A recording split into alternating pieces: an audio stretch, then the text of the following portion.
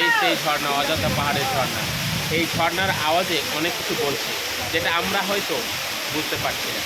এই ঝর্ণার আওয়াজে প্রকৃতির সঙ্গে মিশে যাচ্ছে আমাদের আনন্দ, অনেক কিছু। এই প্রকৃতি আমাদেরকে কিছু বলতে চাইছে, কিছু শেখাতে চাইছে, কিন্তু আমরা সেটা নিতে চাইছি না। আমরা দিনের দিন আমাদের প্রকৃতিকে ধ্বংস করে এসেছি, আজকে এসেছি এই প্রকৃতি। আমরা আমাদের অনেক প্রকৃতি শেষ করে দিই। আচ্ছা কাকা, আপনি কিছু যদি বলেন এই প্রকৃতির সম্পর্কে, ভালো লাগে আমাদের। এই প্রাকৃতিক দৃশ্য আমরা এসেছি মুর্শিদাবাদ ডিস্ট্রিক্ট থেকে, ওয়েস্ট বেঙ্গল মুর্শিদাবাদ ডিস্ট্রিক্ট।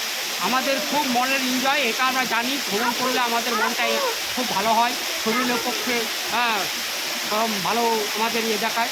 আপনারা দেখবেন, এখানে এসে ঘুরবেন, আপনাদের মন ঠিক হবে। এই আমি আচ্ছা কাকা, আর একটা বিষয়, ছাত্রছাত্রীর জন্য এই ভ্রমণ প্লেসটা কেমন হবে এবং ছাত্রছাত্রীকে আপনি কী বার্তা দিতে চাইছেন এই ভিডিওর মাধ্যমে? ছাত্রছাত্রীদেরকে বলতে চাইছি, তোমরা ভ্রমণ করো, তোমাদের শিক্ষার একটা অঙ্ক হচ্ছে ভ্রমণ।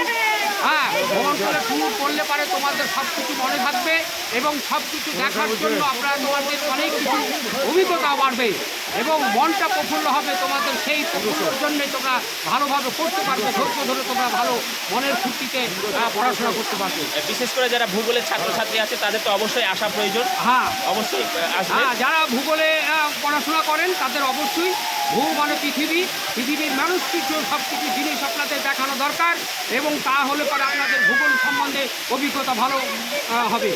আচ্ছা কাকা, এই ঝর্ণার যে আওয়াজ, এই আওয়াজ সম্পর্কে আপনি কিছু বলবেন কি? প্রকৃতি আমাদেরকে কিছু জানাতে চাইছে অনবরত।